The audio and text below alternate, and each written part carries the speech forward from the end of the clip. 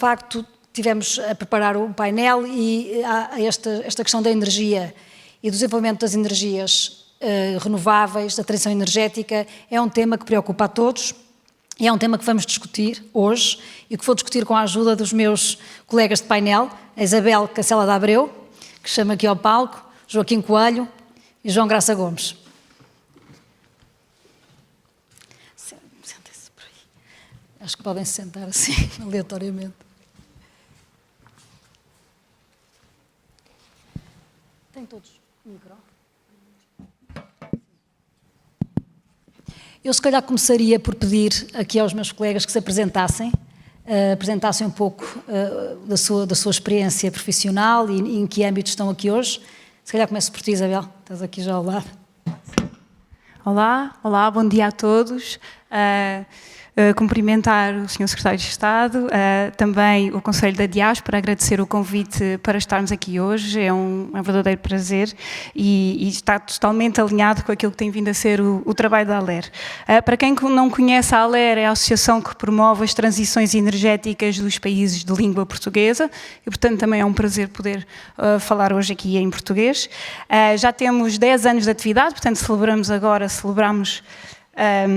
numa a Conferência de Energia da CPLP que organizámos há 2 meses atrás, os nossos 10 anos de atividade e operamos e acompanhamos os 9 países de língua portuguesa. Temos 70 associados, entre eles todos os ministérios com a tutela de energia dos países de língua portuguesa, com os quais colaboramos ativamente ao longo destes 10 anos de atividade. Trabalhamos também com mais de 40 parceiros estratégicos e as parcerias é essencial, além dos associados para o nosso trabalho, que já falarei mais em detalhe de seguida, e entre estes parceiros estratégicos temos também parceiros com os quais temos contratos de financiamento, a União Europeia, Banco Africano de Desenvolvimento, Nações Unidas, que já ascendem a mais de 2 milhões de euros. Temos feito um trabalho também muito importante no conhecimento, na compilação e divulgação de conhecimento do setor de energia nestes países, com a publicação de mais de 40 relatórios, resumos, que são usados pelos próprios governos. Portanto, nós temos uma publicação que tem muito reconhecimento, como não queria entrar em detalhes, o resumo das renováveis em Moçambique, e o próprio governo está à espera e diz quando é que vocês vão publicar para eu poder começar a usar o resumo. E também organizamos muitos eventos. O que é que nós pretendemos? Fazer aqui a ponte entre o setor público e o setor privado, portanto nós temos todo o tipo de associados para, por um lado, do lado público, não é? Garantir o enquadramento regulatório favorável para que depois as empresas possam ir investir e concretizar em projetos. E, portanto, no fundo, a nossa linha é esta, é passar das palavras à ação e concretizar o potencial que a Catarina referiu. E também, só para terminar e dar aqui o enquadramento, somos também os coordenadores da Comissão Temática de Energia e Clima da CPLP. E, portanto, a CPLP, obviamente, trabalhando nós nos países de língua portuguesa, é um dos nossos parceiros fundamentais e é também nesse âmbito que temos vindo a desenvolver as nossas atividades. Muito obrigada. Joaquim? Olá, boa tarde a todos. Obrigado pelo convite para estar aqui presente neste painel de pessoas extraordinárias. Eu sou Joaquim Coelho, engenheiro eletrotécnico, tirei o curso no ISEP há centenas de anos atrás. Há poucos anos atrás, há 6 anos, entrei na CJR. A CJR Renewables é uma empresa de construção de parques eólicos, solares e storage, é um EPCista de construção ligado às energias renováveis, que já existe há mais de 20 anos, uma empresa portuguesa com mais de 20 anos, de cariz familiar, que pertence a um grupo com mais de 50 anos também, por isso já estamos no mercado há muitos anos. Investidores que não nos conhecem deviam conhecer. Nós estamos um bocadinho por todo o mundo a construir projetos em mais de 30 países, em quase todos os continentes e mais recentemente também em África, em Cabo Verde, num projeto eólico que irá iniciar em breve. Estamos presentes em todo o lado, queremos trazer aqui um bocadinho a visão de um EPCista, como é que nós podemos contribuir para este desenvolvimento, esta transição energética em África. É um mercado que a nós nos diz bastante, onde queremos entrar cada vez mais a fundo. Temos sido bastante solicitados em países como o Quénia, por exemplo, ou o Senegal também, mais recentemente, e é onde queremos estar. De resto, sou um sortudo, trabalho numa empresa onde eu gosto muito do que faço, tenho uma equipa de mais de 30 pessoas extraordinárias, uma equipa extraordinária de pessoas extraordinárias. De resto, estou um bocado doente, a minha voz é parecida com Morgan Freeman, por isso peço desculpa por estar doente. Força, João. Muito obrigado, Catarina. Muito obrigado também ao Conselho da Diáspora Portuguesa pelo simpático convite. Sou João Graça Gomes, estou aqui com vários papéis. Primeiro, eu sou o coordenador do Centro de Competências em Energia, Transição Energética e Economia Azul do Conselho da Diáspora Portuguesa, por isso nós temos um grupo bastante holístico e é um gosto de ver aqui vários dos meus colegas, quer trabalham em óleo e gás, quer trabalham em energias renováveis, solar, baterias e outras, por isso é um gosto ter a vossa presença. E esta é parte da visão que eu trago hoje, esta visão holística do grupo da diáspora. Por outro lado, eu também sou membro da direção do programa Future Energy Leaders do Conselho Mundial de Energia, um programa focado em criar, como diz o nome, a próxima geração de líderes do setor energético, e o Conselho Mundial de Energia, representado em Portugal com a Associação Portuguesa de Energia, é uma das entidades mais antigas, se não a mais antiga, do setor energético, representando transversalmente todas as áreas de produção, distribuição, com a participação de governos, com participação de entidades não governamentais e também com a participação de produtores. Daí eu estar aqui neste papel com esta visão mais institucional dos desafios de África e também das potencialidades e dos desafios europeus e das suas potencialidades. Por outro lado, estou a tirar o meu doutoramento e sou investigador no Imperial College of London, uma instituição reconhecida. Provas dadas é que a nossa própria Ministra da Energia, a professora Graça Carvalho, tirou o seu doutoramento no Imperial College, já aqui há algum paralelismo, e estou focado muito em modelos tecnoeconómicos para potenciar a transição energética e como é que modelos tecnoeconómicos que tomem em consideração a incerteza, Black Swan Effects, como o blackout de há uns meses atrás, poderão ser otimizados e levar a uma redução de custo, o que, em fim de contas, irá levar a uma transição energética mais eficaz e mais acelerada. Obrigado. Muito obrigada. Bom, acho que podemos começar então com as perguntas. Nós temos falado bastante ao longo deste evento e quando se fala de energia também acaba por ser um tema subjacente sobre, no fundo, o papel da energia no desenvolvimento da economia. E nomeadamente neste enquadramento, o próprio papel da transição energética. Como é que, Isabel, vês, no fundo, o papel do setor energético e da transição energética no desenvolvimento da economia dos países? Obrigada. Antes de responder à pergunta, gostava de dar aqui uma pequena nuance. Não sei se aperceberam, quando eu apresentei a ALER, disse que nós promovemos as transições energéticas. E então eu gostava de convidar a todos, acredito que muitos que estejam na sala sejam do setor de energia, começarmos a utilizar esta expressão. Portugal eventualmente terá a sua transição energética, mas no geral existem transições energéticas. E o que é que esta pequena diferença significa? Que não há uma solução única e que deverá existir uma complementariedade de tecnologias. Por vezes caímos num discurso de concorrência, de temos que escolher, vamos pelas fósseis, vamos pelas energias renováveis.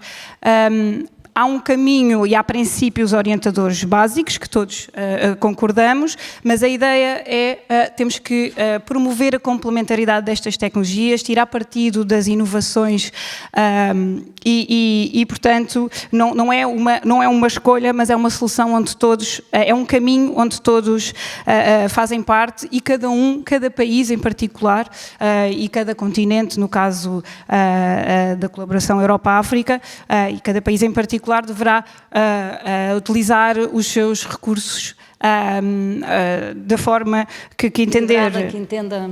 Com soberania. Ainda assim, como disse, há determinados princípios orientadores que temos que ter em conta e que vão na senda da Agenda das Nações Unidas, que é o Leave No One Behind. Não podemos deixar ninguém para trás. E o que é que isso significa? Que princípios são esses? O primeiro princípio já foi aqui referido, que é o acesso à energia. Portanto, é um direito humano todos os cidadãos terem acesso à energia e relembro, no caso dos países africanos de língua portuguesa, temos Cabo Verde, São Tomé e Príncipe com níveis de taxas de eletrificação relativamente elevados, próximos do 100%, mas temos em Moçambique a taxa ainda é de cerca de 60%, em Angola Angola 46% e na Guiné-Bissau 37%. Portanto, ainda existe aqui um caminho a fazer e essa deve ser a principal iniciativa. E saúde aqui, por exemplo, o caso de Moçambique, em que o anterior Sr. Presidente da República sempre teve a meta do acesso universal até 2030 e, portanto, que é um país que está com taxas, com a evolução da sua taxa de acesso muito rápida ao longo do tempo e porque é um objetivo, faltam 5 anos para 2030. E, portanto, temos as metas das Nações Unidas. Atenção. A outra questão é o desenvolvimento económico, exatamente. Nós temos que garantir que fazemos estas transições energéticas, garantir o desenvolvimento.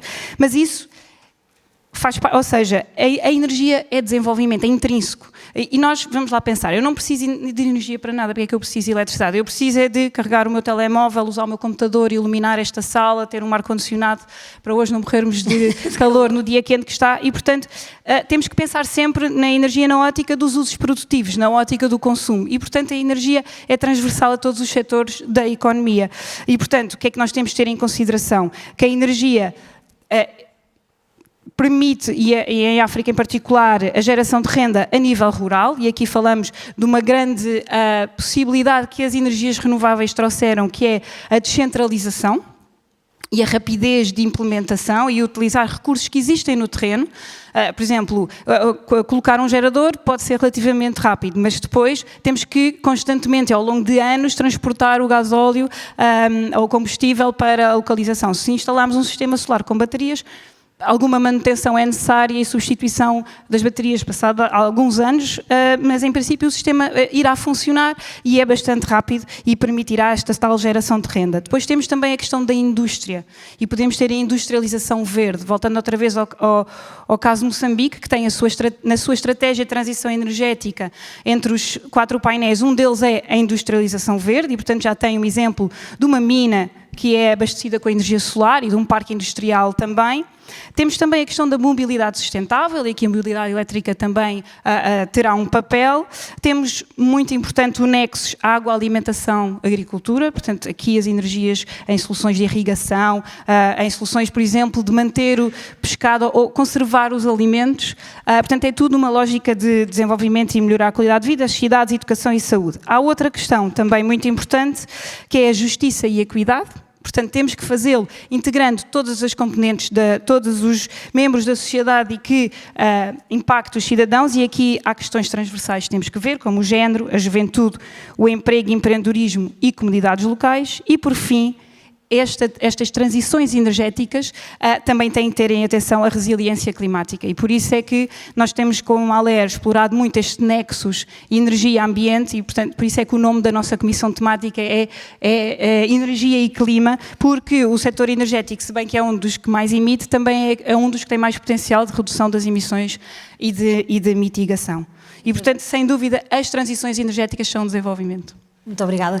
João, o que é que achas, também tens estudado vários temas destes e, de facto, há sempre uma correlação entre desenvolvimento de energia, a capacitação das populações, o acesso da população a oportunidades de emprego, até às vezes de negócios próprios, que tudo isto fica impactado na falta de acesso à energia. Como é que tu vês também, do teu ponto de vista mais institucional e destes estudos que tens feito nos vários países, como é que vês, de facto, este impacto da energia no desenvolvimento económico? Muito obrigado, Catarina. Excelente questão.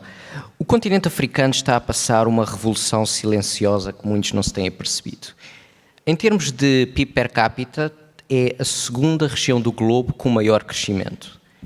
E isto porque tem uma população em elevado crescimento. Quando olhamos para a Nigéria, é expectável que atinja 400 milhões de pessoas por 2050.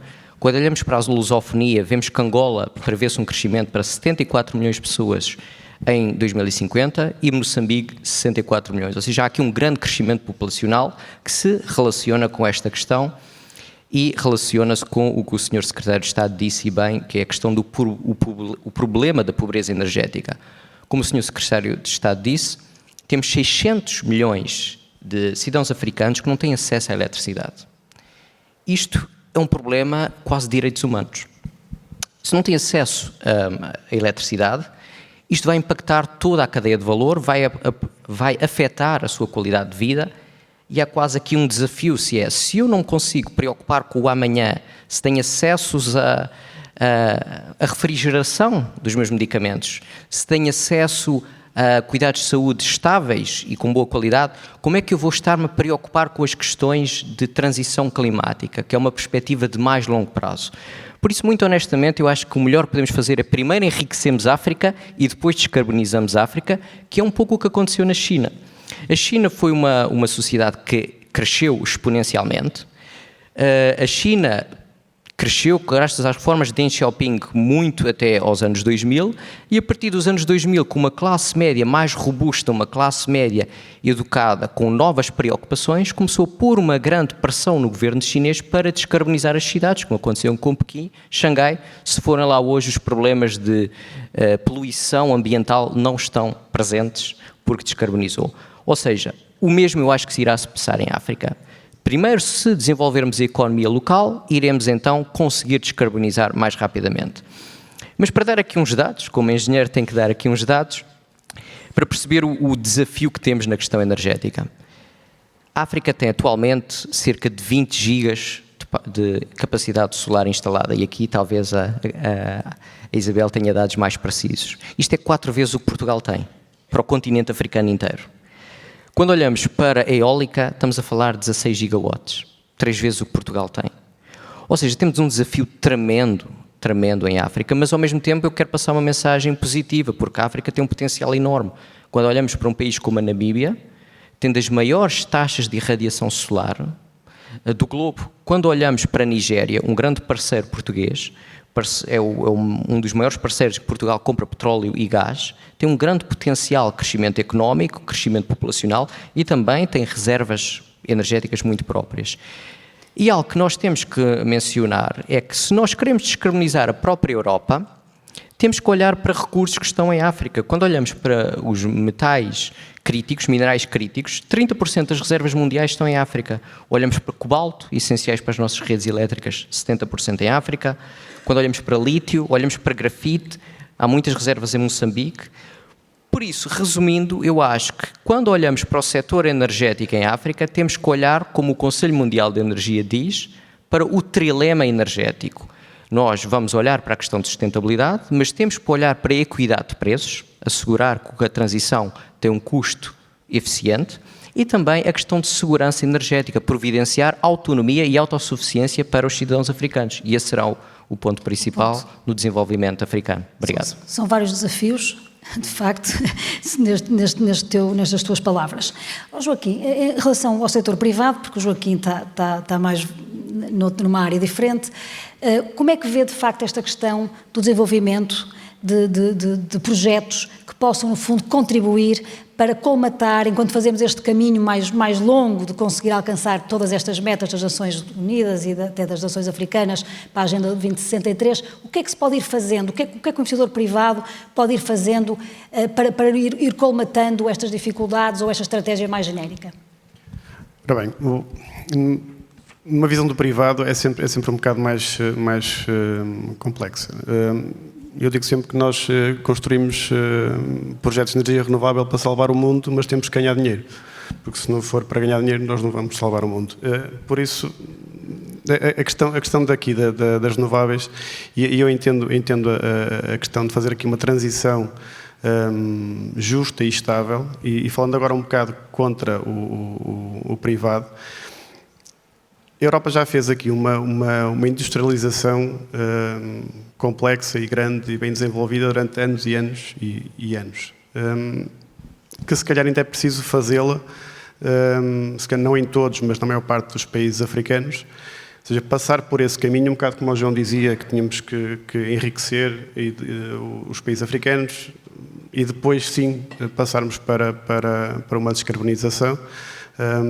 E como a Isabel também dizia, no mesmo sentido, nós porque não fazer aqui um mix entre os dois setores, das verdes e não verdes. E eu um bocado contra aquilo que eu faço todos os dias, o meu trabalho é ganhar projetos de energia renováveis, multimegawatt, utility scale. Se calhar iríamos para a África num sentido de descentralização. É preciso desenvolver a rede em África, a rede de transporte, mais do que a distribuição, se calhar a rede de transporte, e porque não irmos pelo caminho de, primeiro, irmos às localidades e às populações, voltando outra vez àquilo que foi dito desde o início, não existe clean cooking, temos que fornecer energia às pessoas para poderem ter uma clean cooking, não existe acesso à energia fácil. As renováveis fazem isso facilmente, o que a Isabel dizia, umas baterias, uns painéis solares e toda a gente poderá ter acesso a energia limpa, fácil de instalar e fácil de fazer manutenção. Por isso, a descentralização das redes e começarmos cá por aí e depois aproveitarmos essa descentralização, como o João dizia, há um potencial enorme em África e aproveitarmos esse potencial como começar primeiro com pequenos projetos de renováveis e aproveitar os sítios onde nós temos uma grande incidência, por exemplo, solar, e começar a fazer o caminho da rede para esses caminhos, para esse sentido. Mas para isso, o que é preciso?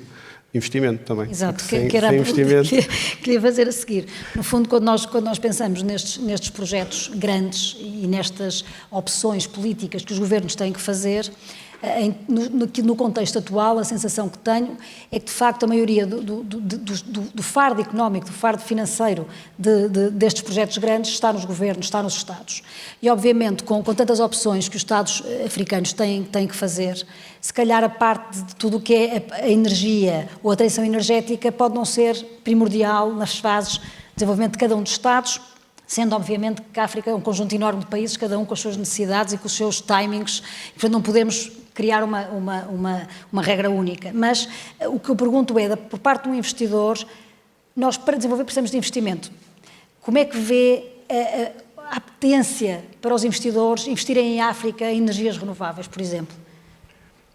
A apetência vai sempre existir. Isto não é fácil atrair, não é o atrair o investimento, é convencer as pessoas a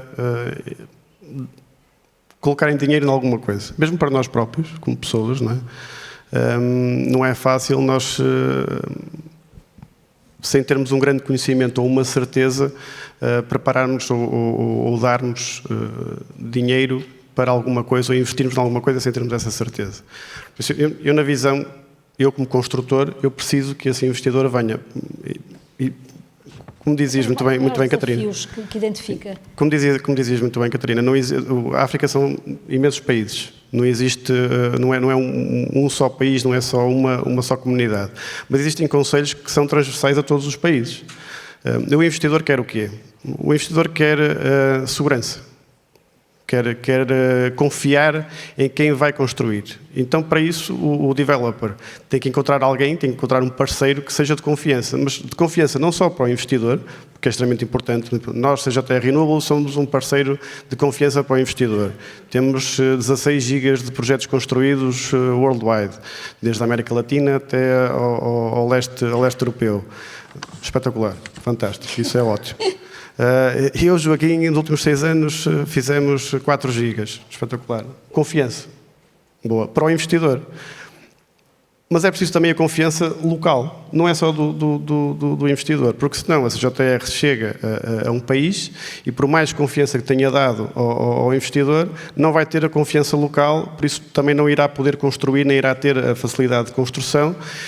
E então o investidor depois também não irá ter o retorno do dinheiro. São conceitos essenciais. Confiança primeiro.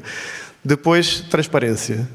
Comunicação, fazer uma comunicação bastante clara, demonstrar sempre o que é que nós estamos a fazer, em todas as fases do processo, para o investidor também saber como é que as coisas estão a correr. Porque muitas vezes existe um fumo ou uma névoa em cima do que é que está a acontecer.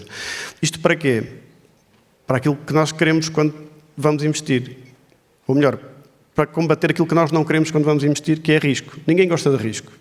Ninguém gosta de... Ou melhor, toda a gente gosta de adrenalina, não é? Ok? Temos aquele CEO muito famoso que deve ter tido um pico de adrenalina fantástico durante uns minutos, mas depois o risco com que ele esteve sujeito, se calhar versus a adrenalina, não seria tão bom. E o investidor não quer risco, eu não quero trazer risco para dentro da minha casa, não quero ter problema. E se eu tiver este espaço, e for dando este espaço e dando esta segurança ao investidor, o investidor vai acabar por emprestar dinheiro. Isabel, vocês também na vossa associação acabam por ter contacto com vários stakeholders e, como explicaste, acabas por juntar instituições, a particulares, a privados, sempre na ótica das transições energéticas. E como é que tu vês, de facto, também, como é que se pode atrair, no fundo, investimento, financiamento, porque uma das questões que se coloca várias vezes é porque é que os bancos não financiam projetos destes com tanta facilidade em África, ou em alguns países da África, como financiam noutros países. O que é que tens visto que é preciso fazer, ou que oportunidades é que tu vês neste âmbito? Obrigada, Catarina, pela pergunta, que efetivamente tem sido uma das nossas preocupações. Portanto, nós, no último ano e meio, temos vindo a desenvolver uma série de seminários de energia e clima e o tema é exatamente como é que nós podemos acelerar o financiamento climático para as transições energéticas. E o que é que temos vindo a acompanhar? Verificámos o ano passado a COP, não foi por acaso que o tema da COP do ano passado foi a COP do financiamento e, portanto, já esse tema é um tema que está no topo da agenda internacional, é como é que nós vamos angariar e garantir o financiamento necessário para as transições energéticas. E, efetivamente, foi aprovada uma meta de 300 bilhões de US dólares por ano até 2030, a 2035, dos países envolvidos. Foi melhor do que a meta que tínhamos de 100 bilhões, mas ainda não é suficiente. Não obstante, o que nós sabemos é que existe financiamento. Então, o que é que nós temos que fazer? Como é que nós vamos aceder a esse financiamento? E, em particular, nos países que acompanhamos, os países de língua portuguesa, mas eu estenderia isto para todos os países africanos, como é que nós conseguimos aceder a este financiamento para acelerar as transições energéticas em África com os desafios que conhecemos e as necessidades de desenvolvimento que falamos. E, portanto, é isso que nós temos vindo a debater ao longo deste ano e meio. E foi nesse sentido que desenvolvemos o roteiro de cooperação de energia e clima, da CPLP, que já identifica eixos exatamente com o objetivo de obter esse financiamento. E então o que é que nós chegamos a o que chamamos a escada das transições energéticas, ou a pirâmide das transições energéticas. E são os vários passos, os vários degraus que nós precisamos para ir buscar esse financiamento. E, portanto, no fundo, começamos a uma escala nacional, de cada país, e o financiamento está disponível numa escala internacional. Claro que também está ao nível nacional, mas esse não é suficiente para os desafios e, portanto, temos que ir buscar aquele que está disponível a uma escala internacional. Como é que fazemos isso? Na base temos o conhecimento, temos os dados. Nós, sem termos o diagnóstico do setor, não podemos tomar decisões. Portanto, nós temos que conhecer o nosso setor e quais são os desafios. Na segunda fase temos políticas e planeamento, e era um pouco isso que estávamos a falar, e aí colaboramos muito com as sociedades de advogados, colaboramos muito com os reguladores, não é por acaso que o nosso parceiro é a RELOP, que é a Associação dos Reguladores de Energia, e temos que garantir, e com os governos, temos que garantir o enquadramento favorável, regulatório. Temos que dar a confiança aos investidores e aos investidores para que existe transparência, que são usados processos... Vocês também acabam por colaborar com as entidades reguladoras dos vários países. Exatamente. Para que, no fundo, acabarem por criar uma solução que vocês já conhecem, que pode ser, ou que sugerem. Mais uma vez, não existe uma solução única, claro, mas para cada país, de acordo com as suas circunstâncias, é essencial, exatamente, garantir esta... as políticas, portanto isso ao nível de políticas públicas e regulamentação, mas também ao nível do planeamento. E aí acompanhamos, por exemplo, um dos resultados da presidência brasileira do G20 foi criar a coalizão do planeamento energético, da qual a ALER é parceira, e, portanto não nos podemos esquecer também da questão do planeamento. Próximo passo, projetos. Como é que nós, ou seja, tenho o diagnóstico, tenho as minhas políticas, o meu planeamento, a seguir eu tenho que ter projetos, tenho que ter infraestrutura, tenho que garantir no terreno. E tenho que identificar um pipeline de projetos. Isto é uma coisa essencial. Sempre que nós vamos, ainda agora temos tido contactos muito alto nível, ao nível da União Africana, do Banco Mundial, de uma iniciativa chamada Mission 300, que é a Missão 300, e o que eles dizem é... com São Tomé, porque teve a presidência, mas que pipeline de projetos é que vocês têm? E tem que estar bem identificado quais são as necessidades de financiamento. A seguir, precisamos de capacitação e liderança. Portanto, para nós conseguirmos chegar a interlocutores a nível nacional, ir a um diálogo de alto nível, pedir financiamento, nós temos que ter líderes. Temos que ter pessoas que não só dominam a parte técnica, mas como sabem interpelar e têm que ter esta capacidade de motivar. E, por fim, o que é que nós precisamos de identificar e envolver os parceiros ao mais alto nível. Mais alto nível. E, portanto, aí, com tudo isto, nós vamos conseguir chegar ao financiamento. Portanto, É isso que existem, do teu ponto de vista, existem de facto linhas de financiamento disponíveis, sem dúvida. desde que no fundo se cumpram os critérios de acesso para os países africanos, existe de facto linhas de crédito disponíveis, linhas de financiamento para que se possam fazer projetos. E é isso, desculpa, só dar-te aqui algum exemplo, e é isso que nós temos vindo a fazer e portanto já referi há pouco a Missão 300, que é uma iniciativa única, porque 300 é levar aos 300, portanto metade, eles querem garantir metade dos 600 milhões de africanos que não têm acesso à energia, só este projeto quer garantir acesso a metade dessa população, 300 milhões, por isso é que é a Missão 300, é um projeto conjunto do Banco Mundial e Banco Africano e Angola, Moçambique, São Tomé e Guiné-Bissau estão envolvidos. O que é que a ALER, por exemplo, fez? À margem da Conferência de Energia, onde tivemos todos os ministros de energia da CPLP, organizámos uma mesa redonda ministerial com estes parceiros, que é para perceber, ok, o que é que estes países precisam, porque esta Mission 300 é com todos os países africanos. E então, cada um, e é isso que temos que ver.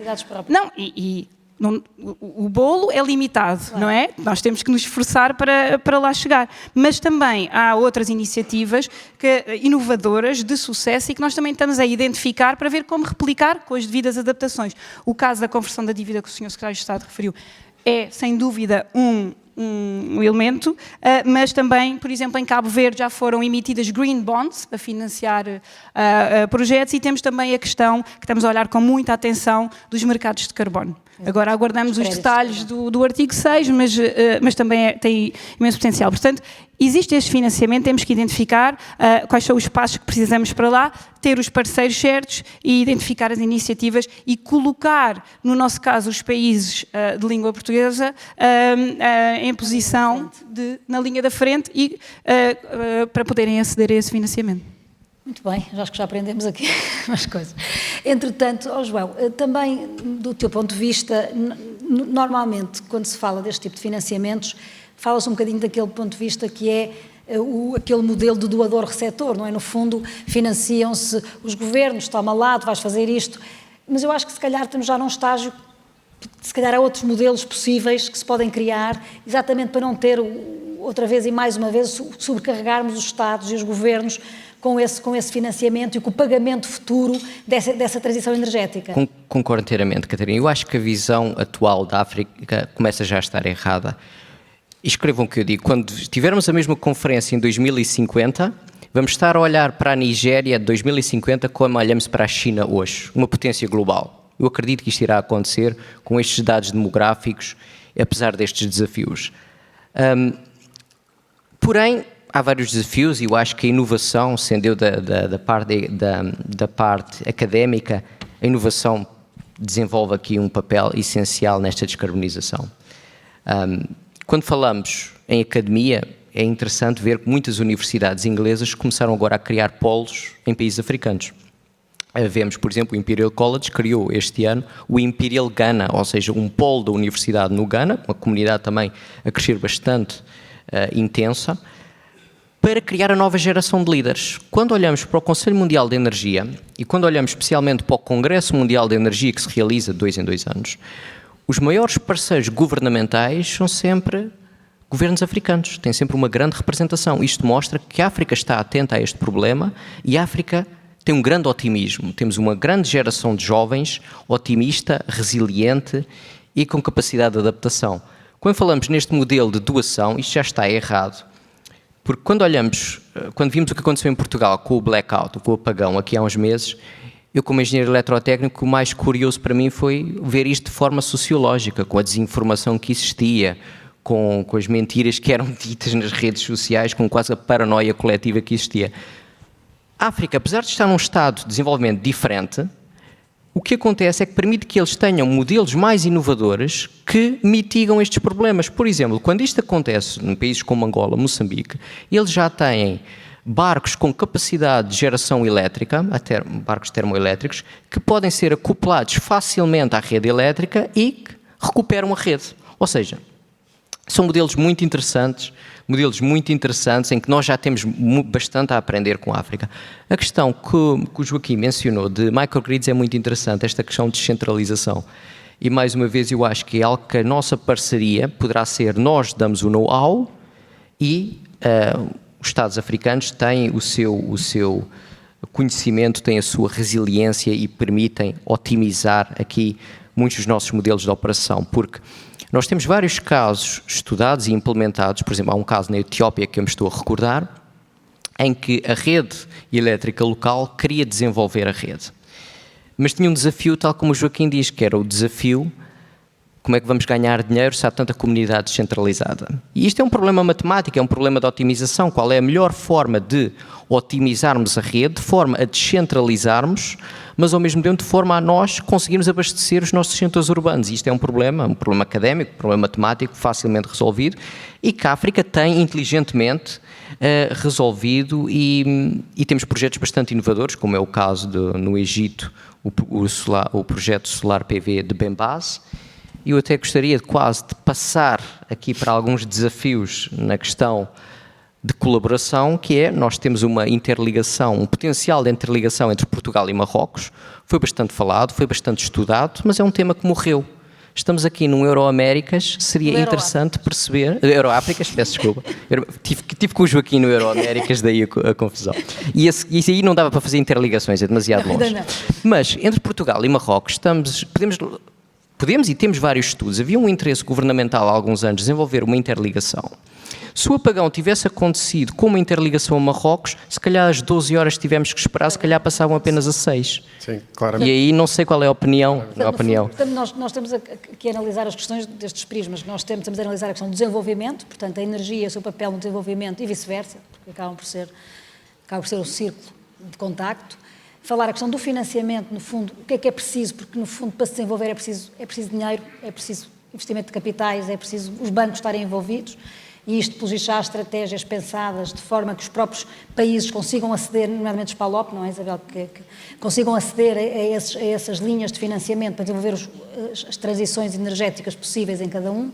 Temos, como João falaste, esta questão da adaptabilidade de cada um dos países africanos à sua realidade energética, que até nos permite aprender de alguma forma com essas opções, determinadas soluções que podem ser implementadas, e por isso a tal transições e não a transição que a Isabel falava. E Joaquim, no fundo, no teu ponto de vista, tu, enquanto no fundo, investidor privado e epicista, como é que tu vês de facto a colaboração institucional entre os Estados?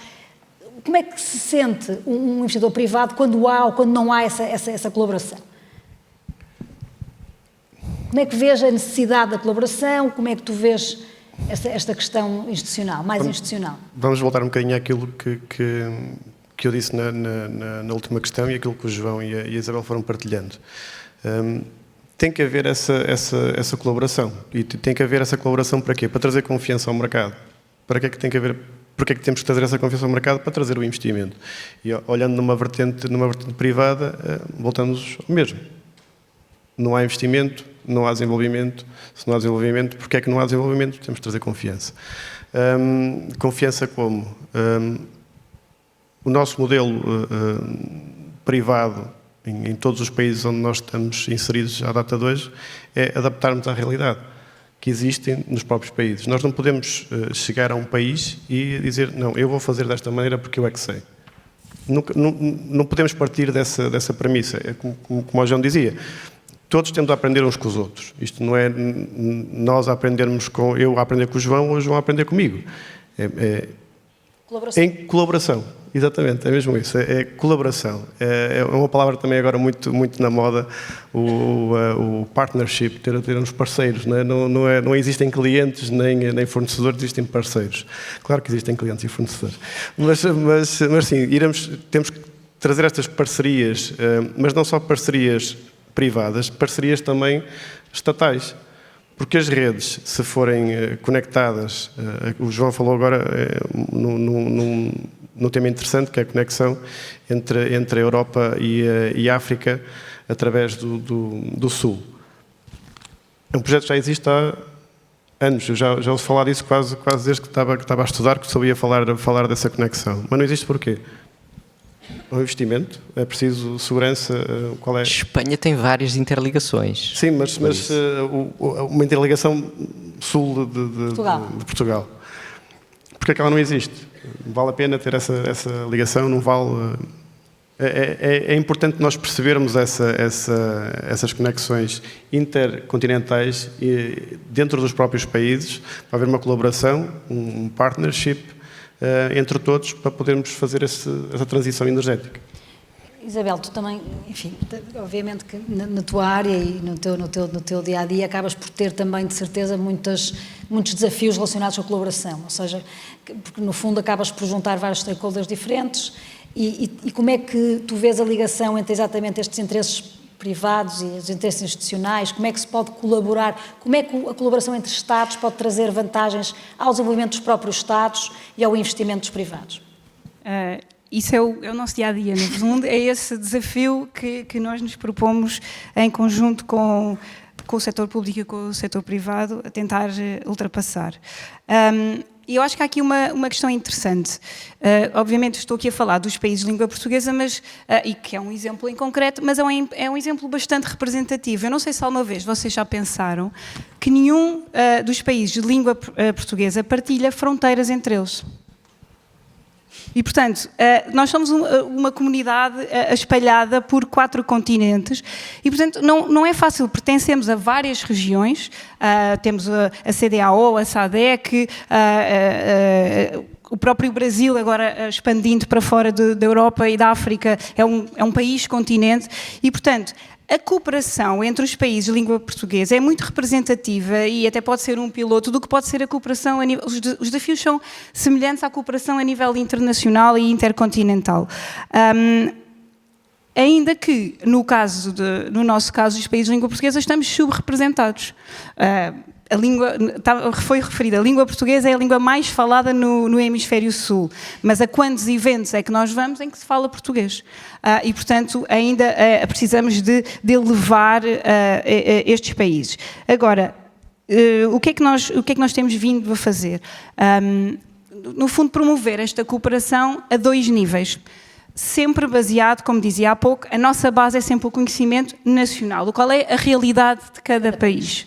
Pronto. Isso para nós é essencial e conhecer quais são os desafios, quais são os projetos que estão no terreno. Mas ao nível da cooperação mais internacional são 2 níveis. Portanto, temos um nível entre os próprios países de língua portuguesa. É uma cooperação regional e passar um bocadinho da... Hoje em dia o modelo que existe mais é bilateral, não é? É Portugal-Angola, Portugal-Cabo Verde, Moçambique-Angola. Tentámos fazer isto no conjunto com os vários países de língua portuguesa. Há aquele ditado, não é? Juntos somos mais fortes e vamos mais longe. E para isso temos organizado vários eventos, intercâmbios, projetos regionais, missões, ações de capacitação e de formação. E, portanto, aí existe um enorme potencial. Mas nós agora estamos a olhar para o outro nível e é isso que eu também convidava a todos na sala, que é olharmos para a CPLP, para os países de língua portuguesa, como um bloco estratégico, funcionarmos todos em conjunto, encontrarmos uma narrativa comum, portanto todos nós temos as nossas situações, mas há narrativas comuns que podemos ir e, portanto, elevar a voz e os interesses e as necessidades dos países de língua portuguesa nas agendas internacionais. E é isso que estamos a fazer agora, a tentar criar uma agenda CPLP na COP, no Africa Climate Summit, onde também estaremos presentes, no Fórum Mundial de Energia em Abu Dhabi em janeiro. Portanto, é esse um bocadinho o nosso objetivo. Lá está, para conseguir canalizar o financiamento para depois implementar os projetos que o próprio setor privado vai beneficiar e tendo em conta, mais uma vez, todos os passos daquela escada. Temos que garantir, chamar a atenção aos governos, ok, sem política, sem planeamento, não vamos conseguir. Portanto, vamos todos em conjunto melhorar o que é que podemos fazer nesse sentido. E também dizer-vos que estamos a fazer isso e já temos como base um documento concreto que referi há pouco, que é o Roteiro de Cooperação de Energia e Clima, que já teve o acordo dos vários pontos focais de energia, de ambiente e finanças dos Estados-membros, porque também vemos a energia é transversal e, portanto, não podemos não podemos trabalhar só com os Ministérios de Energia. Sim, nós hoje, de facto, no painel de financiamento, falou-se exatamente nessa necessidade. No fundo, falaram da própria energia, na necessidade de desenvolver a energia, e era um painel de financiamento. Portanto, nós agora estamos a falar de um painel de energia, não painel de energia, e sobre a necessidade de financiamento. Portanto, eu acho que nós acabamos por abordar as questões principais. Há sempre uma questão também que acabamos por não falar, que é a própria estavas a falar, Isabel, no fundo, da ligação dos países de língua portuguesa e à própria necessidade dos próprios países africanos que têm fronteiras entre si. Também se falou já de manhã de conseguir, no fundo, também criar uma orientação comum para conseguir, no fundo, partilhar recursos e partilhar o que seja as redes de energia, etc., porque esses sim têm fronteira entre si. E, portanto, o fortalecimento das ligações dos próprios países africanos também vai permitir um desenvolvimento, se calhar, mais equitativo da própria energia. E acho que também é um desafio que fica, obviamente, para no fundo, os decisores conseguirem, no fundo, criar aqui, primeiro da África para fora, e não tanto aquilo que falávamos, a África ficar à espera que alguém... A África tem toda a capacidade e toda a possibilidade, no fundo, de criar uma dinâmica ela própria para conseguir, no fundo, depois apresentar-se ela própria como um player para esses financiamentos e para essas situações. Eu acho que nós estamos a chegar ao fim. Eu não sei se querem dar umas palavras finais, um resumo daquilo que para vocês seria fundamental deixar aqui hoje. Se calhar agora começo pelo João. Ok, obrigado. Obrigado, Catarina. Acho que foi uma discussão bastante interessante e falámos muito nesta questão de cooperação e modelos de cooperação, financiamento. E eu gostaria de terminar com uma citação do Dr. Kwan, que foi o primeiro primeiro-ministro do Ghana e alguém muito defensor do pan-africano. Ele dizia, aqueles que nos julguem por o que alcançamos devem relembrar-se da profundidade em que estávamos. Ou seja, nós vimos os desafios que a África tem. Vimos desafios na questão de pobreza energética, questões de saúde, questões de financiamento. Por isso, faz sentido, quando queremos parcerias entre a Europa e a África, estarmos a colocar tantos entraves de financiamento como modelos de ISG, quase na ótica europeia, quando temos países africanos como o Sudão do Sul, que tem 5,4% da população com acesso à eletricidade. Para mim isto é cruel, que é a palavra certa. Por isso, primeiro, eu diria, quando falarmos nestas questões, temos que olhar numa ótica de trilema.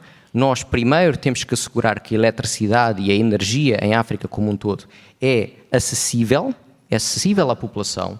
Temos que assegurar que a África é resiliente, que é autossuficiente, uma questão de segurança energética de África, e aí poderemos ter parcerias como a interligação a Marrocos, como o Reino Unido pensou com Marrocos, com o X1 Link, e depois falar então na questão da sustentabilidade, olhar para um trilema energético e não colocarmos um tema à frente do outro, e isso irá criar problemas, porque o melhor que podemos fazer por África e o melhor que podemos fazer para a Europa é que os nossos parceiros sejam ricos, bem desenvolvidos economicamente, e nós aí teremos um grande parceiro pela frente. E há um enorme potencial em África. Muito obrigado. Obrigada. Joaquim, últimas palavras? Muito rápido. 3 palavras muito importantes. Desenvolvimento energético é essencial. Para mim também, porque eu preciso construir projetos. O financiamento, e sem esse financiamento não se constroem projetos. E cooperação. Tem que haver cooperação entre todos os países, todos os continentes. Havendo essa cooperação, traremos uma limitação ao risco, e não havendo essa limitação do risco, irá haver mais investimento. Isto é uma pescadinha com rabo na boca, é isso que nós precisamos de fazer: investimento, tirar o risco e avançar. Obrigada.